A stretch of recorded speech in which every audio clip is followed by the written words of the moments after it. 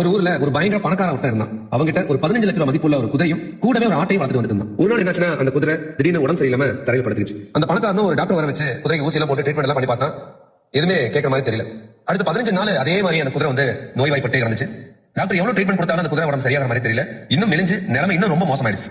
எல்லா வைத்தியமும் ஃபெயில் ஆனதுக்கு அப்புறம் டாக்டர் கடைசி ஒரு ஓனர் கிட்ட ஒரு வார்த்தை சொன்னாரு, இன்னைக்கு ஒரு நாள் பார்க்கலாம், நாளைக்கு இது எழலைனா ரொம்ப கஷ்டப்படுத்த வேணாம், விஷ ஊசி போட்டு கொண்டலாம் அப்படின்னு சொல்லிட்டு போயிட்டேன். இதை கேட்டுட்டு அந்த பக்கத்துல அந்த ஆடு, அந்த டாக்டர் கிளம்புனதும் அந்த ஆடு குதிரையோட காதுல போய் சத்தமா போயிட்டு சொல்லுது, டே எந்திரா இல்லைன்னா கொண்டுருவாங்க, உன்னால முடியும், நீ எவ்வளவு பெரிய ஆள் பயங்கரமா மோட்டிவேஷன் பண்ணி கண்டிப்பா நீ நாளைக்கு எந்திரிச்சு நடந்தே தீரணும் அப்படின்னு பயங்கரமா சத்தம் போட்டு அதை வந்து மோட்டிவேட் பண்ணிட்டு இருக்கு. அந்த ஆட்டினோட வார்த்தையில கேட்டு குதிரைக்கு எங்கிருந்தோ ஒரு தெம்பு வந்துச்சு போல மொத்த பலத்தையும் திரட்டி உடனே எந்திரிச்சு நின்றுச்சு. இதை பார்த்த ஓனருக்கு ஒரே ஆச்சரியம். உடனே டாக்டர் கூப்பிட்டு பார்த்தான், குதிரை இப்ப ரொம்ப சூப்பரா ஹெல்த்தியா இருக்கு அப்படின்னு அவரும் சொல்லிட்டாரு.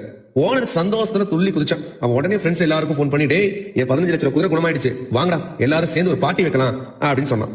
அப்ப என்ன சொன்னா தெரியுமா, ஆடு ஏற்கனவே இங்க இருக்கு, நீங்க எல்லாரும் குடிசாமனத்தை மட்டும் எடுத்துட்டு வாங்கடா, நம்ம ஒரு பிரம்மாண்டமான விருந்து ரெடி பண்ணிடலாம் அப்படின்னு அந்த ஓனர் சொன்னான். மாரல் ஆஃப் த ஸ்டோரி என்னன்னா, சில சமயம் சும்மா நல்லது செய்யணும் நீங்க கொடுக்கிற ஃப்ரீ அட்வைஸ் தான் உங்களுக்கு வினையாகி நீங்களே பலியாடாக வேண்டியிருக்கு.